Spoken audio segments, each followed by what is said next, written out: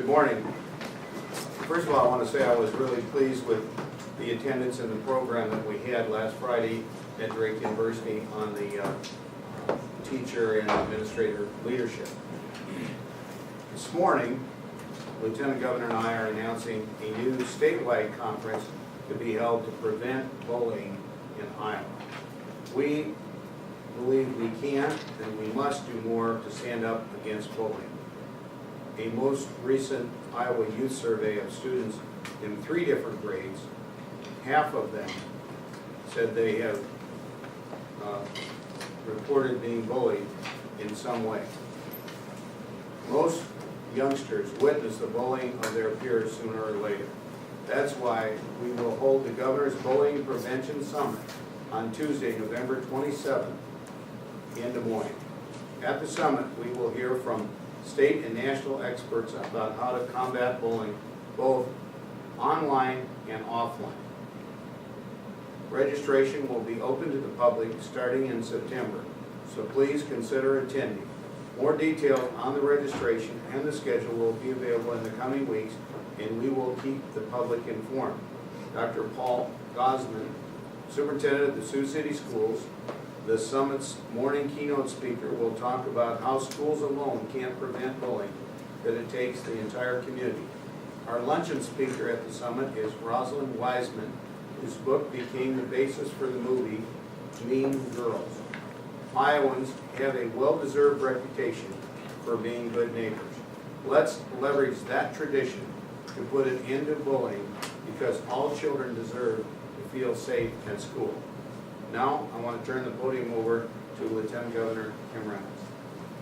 Well, good morning, and thank you, Governor Branstad. You know, some people may ask, why is so much attention being paid to bullying right now? Awareness is growing. With what used to be excused as kids being kids is more harmful than previously realized. Making threats, spreading rumors, excluding classmates, and hurting someone physically or verbally are examples of behavior that can scar the children who are targeted, even potentially creating a risk factor for suicide. Meanwhile, cyberbullying presents many new challenges. We can no longer discount bullying as a normal phase of childhood or hope someone else will deal with this problem. Let's take the steps needed to stop it, which starts by realizing that cultural and perhaps policy changes are needed inside and outside the schools. Many Iowa communities, including Sioux City, have already begun this work, and some of them will present their strategies that will be held at the summit. It is now my pleasure to introduce to the podium Dr. Paul Glausman to give his thoughts on bullying for the upcoming summit. Thank you very much. Sioux City is the 4th largest district in Iowa with 14,000 students in about 30 different school facilities. I readily agreed to participate in this bully prevention conference because we are a district that has walked the journey of implementing progressive programming for bully prevention activities. The Sioux City Community School District has enjoyed a 12-year partnership with the Wade Institute for Violence Prevention.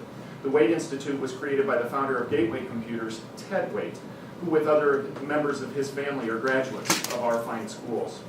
The Wade Foundation partnered with our district to provide supports for progressive programming in bully prevention, including funding, curriculum, and training for staff and students over our relationship. Our journey became the most compelling when we were approached by our partners at the Wade Institute to participate in a national documentary on bullying in the American schools. Originally, our participation was to highlight some of the progressive programs and significant successes of our work to prevent bullying in our schools. The end result of this is this national documentary, now titled Bully, that is a compelling, emotional, and challenging documentary that looks at the challenges of bullying in American schools through the lens of those who are victims of bullying. While we are not particularly proud of all that is presented in the documentary related to the Sioux City schools, and we acknowledge that the work of art shows you some of our dirty laundry related to the challenges of bullying in our schools, I willingly step forward to discuss the journey that we are walking to make a difference in our community regarding the challenges of bullying in our schools.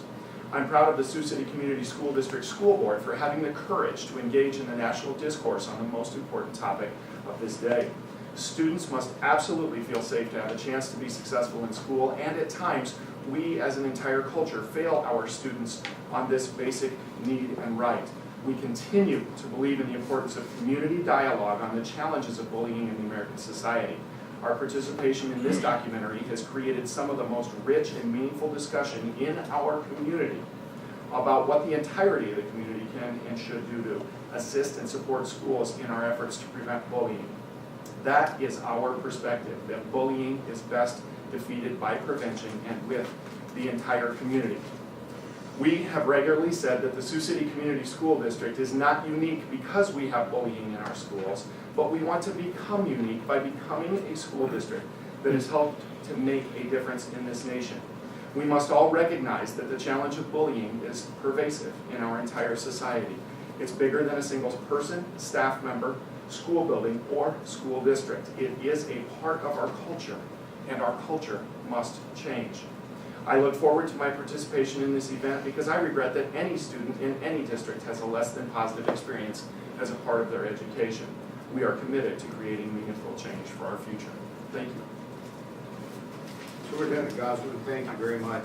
Also, there will be a website that goes live today, preventbullying.iowa.gov. So that's a website where you can get more information. We'd be glad to respond to your questions on this subject. Governor, one of the problems with bullying in this day and age is cyberbullying. Right. But how far should the school district's authority lead into somebody's home? Well, those are good questions, and hopefully those we can try to get some answers. We've also met with the Iowa school administrators on this issue, and so there are questions of how far, schools and school administrators can go in dealing with this subject. We know it goes beyond school.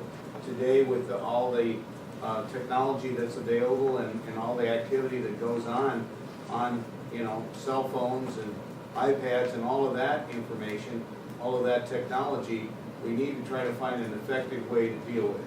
I don't know anybody has the complete answer to that, and it's relatively new, but we know this has kind of exacerbated the situation, and it needs to be addressed. So this is one of the subjects, so we'll have legal people as well as school people and just parents and people that are interested in trying to do something about it to see if we can come up with, and if there may be a need to make some changes in the law as well, but these are things that we hope to be able to address through this summer.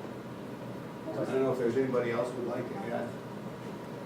What was the catalyst for this? I mean, bullying has been going on. You've had parents suing schools because they didn't think they were taking bullying seriously enough. Well, I think we've had suicides, we've had some significant increase with cyberbullying here in recent years. All of those things, I think, led us to believe that we needed to have a high-profile summit and bring together some state and national leaders. We're proud of what Sioux City is doing. There's other school districts that are doing significant things as well, so we can learn from each other. We can share some of the experiences and get a national perspective as well. Dr. Glausman, when you viewed that documentary, did you feel a sense of personal failure, or can you explain your reaction? Certainly in the documentary you will see us fail one of our students. I have personally watched the documentary about 15 times now in numerous locations about our country. And each time that I watch that documentary, I pick up additional things. It's very important to point out that the documentary is one that covers the issue of bullying from the perspective of those who are bullied. I think it's very important for us to talk about what our community can do as a part of the solution, to work not only with those who are bullied, because then you're looking at the reactive measures, but I think we really need to study those who bully so that we can do all possible to prevent bullying in our schools. You said you watched it several times. What was the thinking when you first saw it, and how did that evolve as you began to see Well, it? the documentary is a series of vignettes of 5 different school districts throughout our nation. And so each time that I watch it, I'm able to pick up some different things from each of the different school districts that are there. And it's really what it's done for us is it's created some really meaningful discussions in our community. Because we have to recognize that bullying is not simply something that exists in schools. It's in our shopping malls, our sporting events, our churches. I mean, we certainly have all kinds of challenges in our society, and the degradation of civility in society is a part of that. So we must together work to figure out how to solve this challenge so that we're appropriately modeling proper behavior for our children. Did you feel a sense of failure when you saw it the first time? When I saw it, of course, I noted that we failed one of our students, but we have continued to walk the path that's important, not to just recognize that where we failed, but to work together as a community to get up again and to take another shot at this so that we can do all that is possible to make every child's experience in school as positive as possible. The steps that you've taken since you've seen this documentary, do you feel more confident that this sort of activity is less likely to happen? Absolutely. Yeah, like just a quick example, one of the things you'll see in the documentary is some challenges of bullying on a bus. Since that time, all of our school buses in our district have high quality, multiple camera, multiple microphone, audio and video systems installed, and we now have staff members who are paid simply to watch bus video, not simply to respond to bullying when it's reported to us, but to look for instances where behavior was challenged in a bit, and to develop that relationship with the school building and the school building to the parents and the community so that we can work together to mitigate those challenges before they become too severe. I want to say something in support of Sioux City, and you know, I remember when we had the crash of Flight 232, and the community's response to that, people lined up to donate blood, and we had a tremendous rescue mission that went on there. And then I saw last year with the flood and all including students that volunteered, community people that helped with it. So I guess I don't want to draw a negative conclusion about Sioux City, because there's a lot of good people in Sioux City, and I think it's a real credit that the community and the school district has taken a leadership position in addressing this problem. The problem is certainly not unique to them, it's all over, and that's the reason why we felt a summit like this, and also highlighting what Sioux City is doing to deal with it is a good way to share their experience with others that hopefully can help other people as well. Governor Branstad, I've noticed a trend among people who advocate for bullying prevention that they focus on particular groups of students. Are you just going to focus on the problem at large, or are you going to target particular groups of students? This is going to be comprehensive, and we're going to try to look at all aspects of it and not just focus on a particular group or particular instance. But, you know, we recognize it's not, obviously a lot of it happens at school, but the whole cyberbullying has become an issue too, that's certainly something we want to address. So, and we know it's not limited to one group or one age level either. For the governor and Dr. Glausman, some of the more high-profile incidents lately have involved sexual orientation. So in light of what Shane just asked you, do you have to focus on that specifically? That will be addressed, but that's not the only thing will be addressed. It's going to be a comprehensive view of bullying, and we hope by bringing in both national and state experts and getting many different perspectives, it can be something that can be helpful to all students. Dr. Glausman, do you agree with it? Do you think it needs extra attention or not? Well, I think the challenge of bullying needs the extra attention, and I think we've got a series of things that we'll need to do.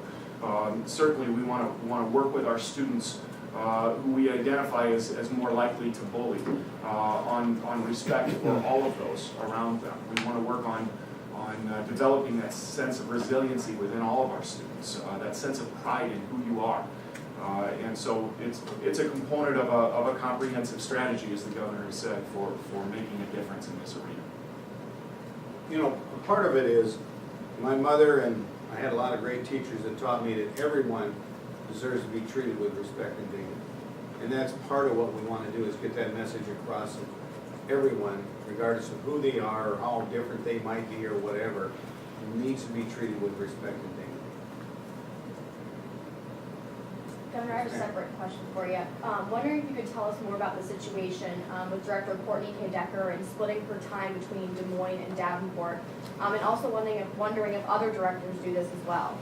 Well, first of all, I'm just really proud that we were able to get somebody of her caliber and experience to be director of the Department of Revenue and Finance. And I appreciate the fact that she has young children and she has a husband in Davenport. And we made it clear that that's fine. And she's a hard worker and puts in plenty of hours. And I don't think people should have to live in Des Moines to work in state government. In fact, we have a lot of people that commute from many places, not maybe most of them not quite as far as her, but I think it's important that people understand that to be in a leadership position in state government, they do not have to be a permanent resident of the Des Moines area.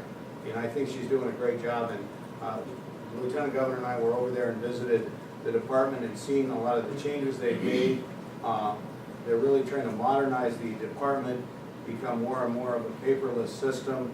And I think she has put in place some really good reforms and improvements, and they've done it by using technology more effectively. There's still a lot more that needs to be done, and she'd be the first to tell you that, because a lot of the computer systems we have over there are probably 25, 30 years old and need to be changed. And we've gone to the point now where we used to have most of the returns filed by paper, and now it's over 90%. I think it's over 90% that's filed electronic.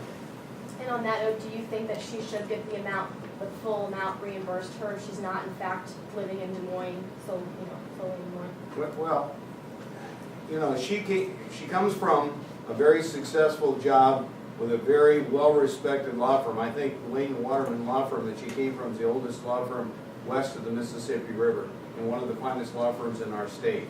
So she's made a significant sacrifice from what she can make in private practice to take on this responsibility. But I also know from my meeting with her very recently at a progress review session and that she is very enthused about the job. And she's excited to be part of the policy making that's addressing some of the challenges that we have to try to make Iowa, to create 200,000 jobs and raise family incomes by 25%. We know that tax policies have an impact on business decision makers, and she's very cognizant of that, and she's a very important part of our team. Governor, you've got a fundraiser tomorrow night. Could you describe that a little bit and tell us what your goal is? We don't have a fundraiser tomorrow night. Actually, I'm going to be at Okoboji tomorrow night, and we're going to be going to some charitable fundraisers. Yeah. You won't be there, I promise. Yeah, so at one time there was, I think, maybe some thought of us having a fundraiser, but we are not having a fundraiser. But I am going to be going with a friend to a number, I think there's one or two charitable events we're going to up there in Okoboji tomorrow night. So, and then there's also a meeting on Wednesday morning with a group of students, right? But anyway, the schedule maybe didn't get updated, but the event we're going to is not a fundraiser for us. It might be a charitable fundraiser for another group. Governor has to do the entrepreneurial events. Okay, so it's for the entrepreneurial event, and there's a group of, and this is something that I think Toby Shine has helped put together with students, and I'll be at that on Wednesday morning, but the fundraiser is for that project, Yes. Margaret. And then you're going to the art festival, which is it is also fundraising. And then we're going to the art festival as well. So we're gonna get all kinds of good charitable stuff done. And it was already scheduled. You're listed as an honorary of the Romney fundraiser tomorrow night, that's all. Yeah, oh, well, yeah, you're talking about that. Well, I can, as usual, these schedules, I put my schedule together well in advance. And so, I certainly am supportive of that, but I just will not be able to be there personally in attendance, because we'll be at Okoboji doing those two charitable events, but we'll be there in spirit. Both you and Lieutenant. Yeah. The Lieutenant Governor and I will both be in Okoboji, right?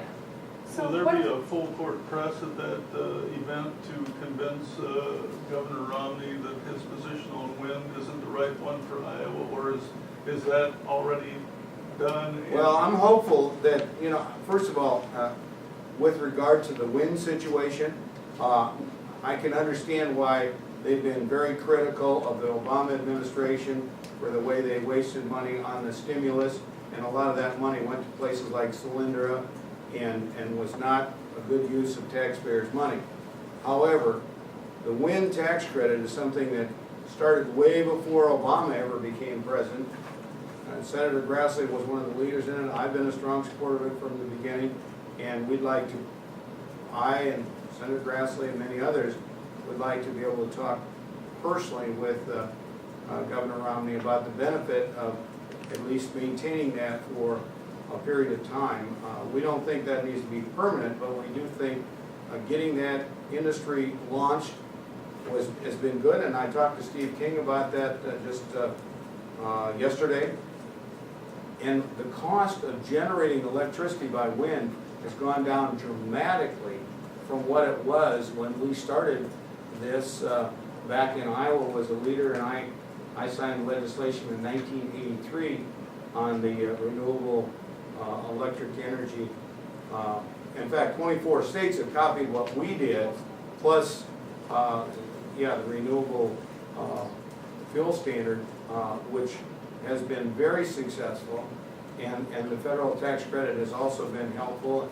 And when the tax credit has expired in the past, we've seen the growth in this industry dramatically reduced. So we think it needs to be extended again, and we're hopeful that indeed the Congress will, and future President Romney will sign it.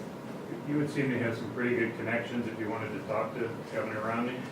He's a busy guy, but I want to. How hard are you going to push this? Well, I'm going to. I think this is important. I think it's important to Iowa. I think it's important to America to reduce our dependency on foreign oil. And I feel that way about the as well as the renewable fuels standard as well. These are things that are important that we not lose just because we have some other issues that are facing us at the present time.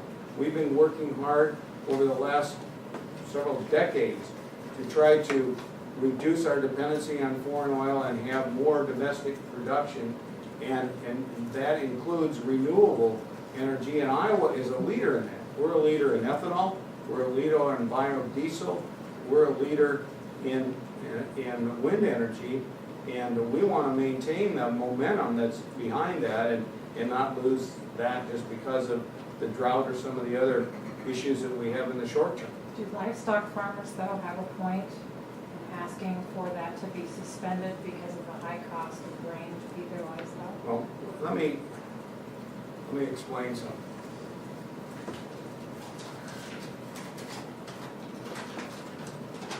Okay.